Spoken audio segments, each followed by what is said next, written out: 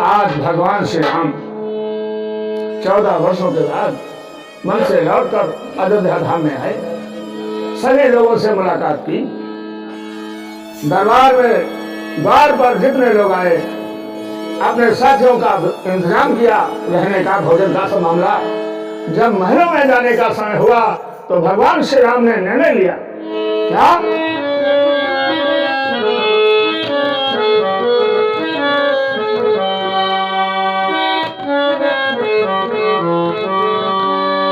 प्रथमता सुग्रह गए, प्रथमता सुग्रह गए भगवान। प्रभु जाना कैकेयी सजानी, प्रभु जाना कैकेयी सजानी, प्रभु जाना कैकेयी।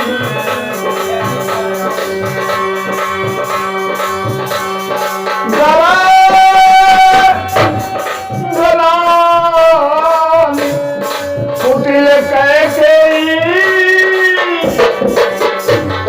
गरानी, कुटिल कैकेयी काहि कहे कही दूषण होई। प्रथमता सुग्रह गए, प्रभु जाना कैकेयी सजानी, प्रभु जाना कैकेयी सजानी।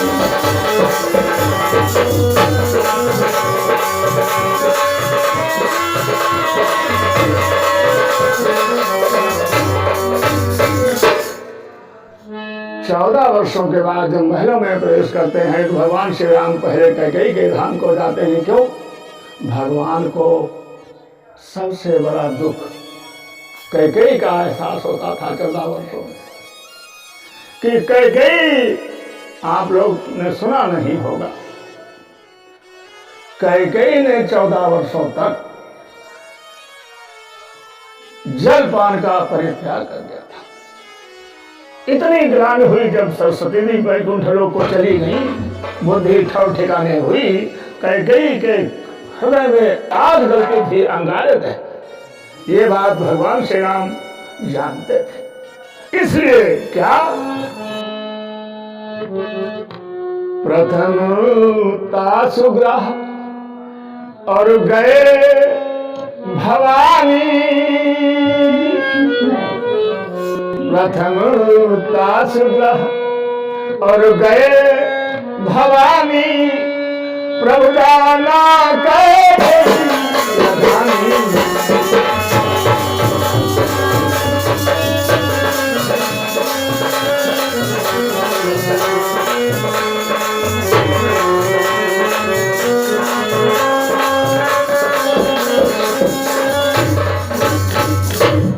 इसलिए गए लज्जा के मारे, उन अंगारों के जलन के कारण कैकेयी बेहवल थी, व्याकुल थी। हाय राम जैसे बेटे को हमने क्या कर दिया। ठीक है, राम ने कहा था, मैंने राम की आज्ञा का पालन ही किया है, उनके धर्म में नहीं हूं, ये मैं जानती हूं, तो राम ने कहा था। अंतर कथा है, संतों का वचन है, संतों का ज्ञान है।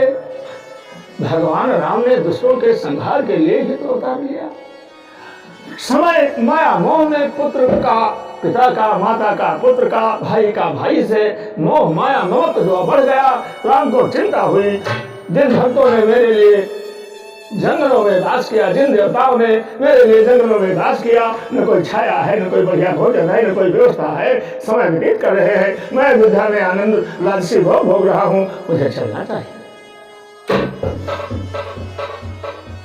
और मेरी लीला भी किसी को मालूम न हो।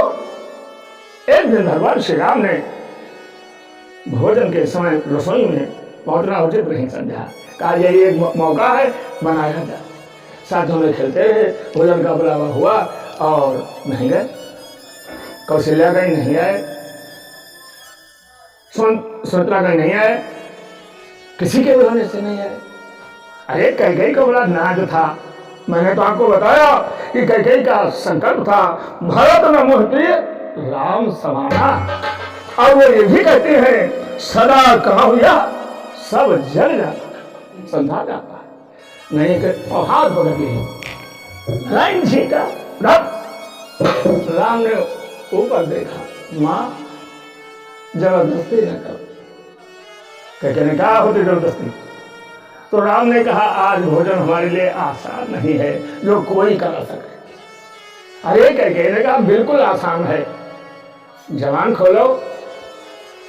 तो भगवान श्री राम ने कहा आज वचन देना होगा, और वो वचन हम अभी तक किसी से कहे नहीं है। क्यों? हम जानते हैं मांगा वरदान हो, सोना हो, हाथी हो, घोड़ा हो, रुपया हो, पैसा हो, मांगा तो उसी से जाता है जो देने के पात्र हो। ये मैं समझता हूं मेरी माँ, तुम मुझे देने के पात्र तो हो, लेकिन बड़ा कठिन आज का मेरा मांगना होगा, दिल दहल जाएगा, लेकिन मैं आपको पात्र समझता हूं।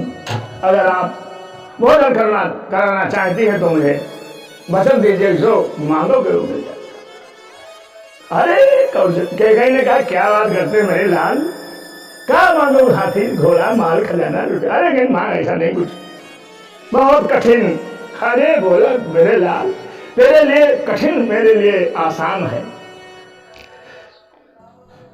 राम ने कहा देखो, मैं 14 वर्ष के लिए वनवासी बनना चाहता हूं, और ये जो क्रिया चल रही है इससे मैं आगे चल करके अयोध्या का राजा बनूंगा। मैं वनवासी बनना चाहता हूं, तो ये हमको मांगे वचन दे दो कि हमें वनवासी बनाई दी। कैकेयी ये सुन रही है और बोलो बेटा। अरे राम ने कहा माँ इतने बोले हम तो सब बादल फाटत, और क्या बोले? मालूम नहीं, जो मुझे मेरा वनवास कराएगा वो विधवा पन उसको उठाएगा। पुरुष होगा विधुर, नारी होगा विधवा। अब पहली बात पात्र ही को नहीं है, मेरे वचन को पूरा करने वाला मां तुम्हारे समान कोई है नहीं, इसलिए तुमको वैधव्य धारण करना होगा। दूसरी बात, अयोध्या का सर्वनाश होगा, लोक में कलंकी होगा, तो ये सब अगर कष्ट आप सह सकें तो हम भोजन करें। अरे कैकेयी ने कहा मेरे राम, एक जन्म नहीं, मैं 1000 जन्मों तक विधवा रह सकती हूं, लेकिन तुम्हारे वचनों को जरूर पूरा करूंगी। चलो भोजन करो। लेकिन ये रहस्य संसार में किसी को मालूम नहीं होना चाहिए। आज इसीलिए तो कैकेयी विचार कर रही है। तुलसी जी लिख रहे हैं बड़े मरम के वचन, क्या? करही गलानी और कुटिल कैकेयी, काहि कहे केहि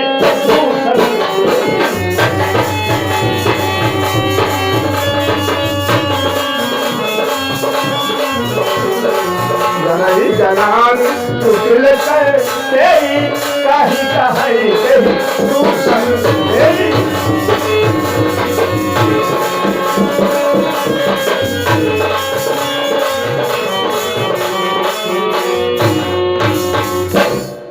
कैकेयी ने राम को देखकर 14 वर्षों बाद आए हुए हैं, मन में विचार करती है, आंखों से आंसू निकलते हैं।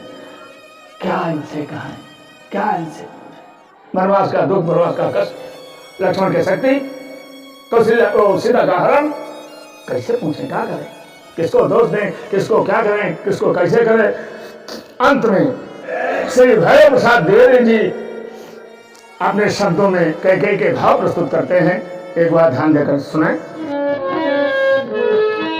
राम से कैकेयी बोली, 14 वर्षों के बाद आज मुलाकात हुई। टाल सकते हो तुम विधि का विधान बेटा, मेरी करतूत से अयोध्या से टले हो राम। अरे फूला है भला है विश्व भैरव तुम्हारे हाथ और मेरे हाथ किंतु तुम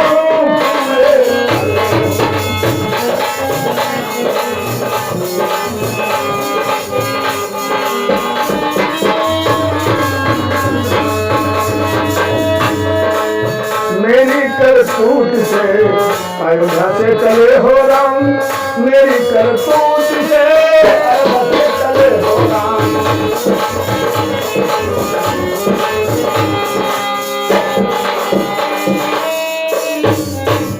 मेरे राम, हमने बनवास दिया तुमको, वचन वो कहने वाली बात नहीं है कि क्या तुमने संकल्प लिया था, क्या तुमने वचन दिया था हमसे ले लिया।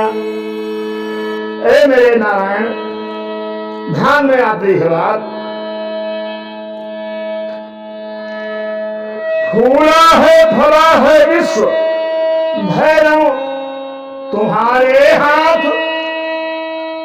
14 वर्षों में जब अन्न जल का त्याग किया है कैकेयी ने, तो कैकेयी ने भी समझ लिया कि वो पुत्र नहीं, वो जगत के पालक प्रभु श्री राम है। मैंने उनके पुत्र जानकर उनके माया में फंसकर ऐसे को स्वीकार कर लिया, उनकी माया को मैं नहीं जानता। इसीलिए तो कहा है जग देखन सब पे खनहारे और विधि हरि शंभु नचावन हारे। विधि हरि शंभु नचावन हारे।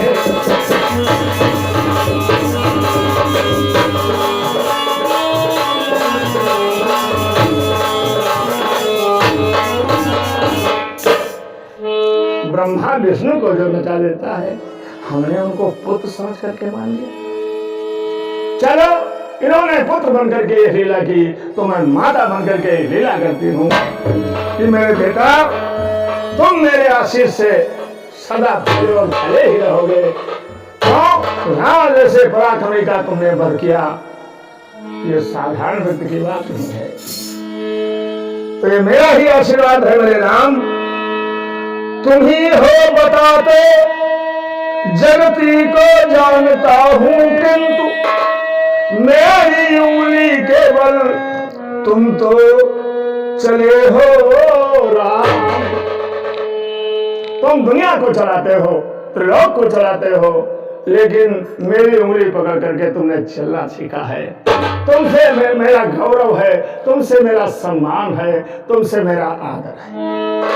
इसलिए अरे सर्व सचराचर के पालक तुम ही हो, किंतु अब मेरे ही पयोधर के पद से चले हो राम। मेरे ही पयोधर के पद से चले हो राम। मेरे ही पयोधर के पद से चले हो।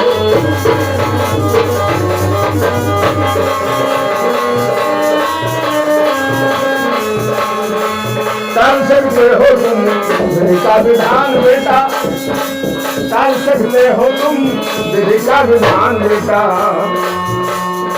मेरी करतूत से अयोध्या से चले हो राम।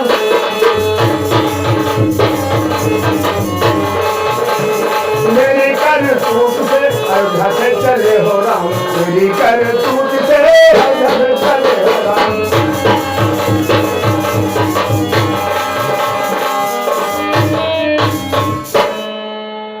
तो प्रथमता सुग्रह गए भवानी, और प्रभु जाना कैकेयी लगाई। क्या? अरे गरई गलानी कुटिल कैकेयी, अब काही काही कही पूछन गरई गलानी कुटिल कैकेयी, काही कहे कही पूछन प्रथमता गए भवानी, प्रभु जाना गए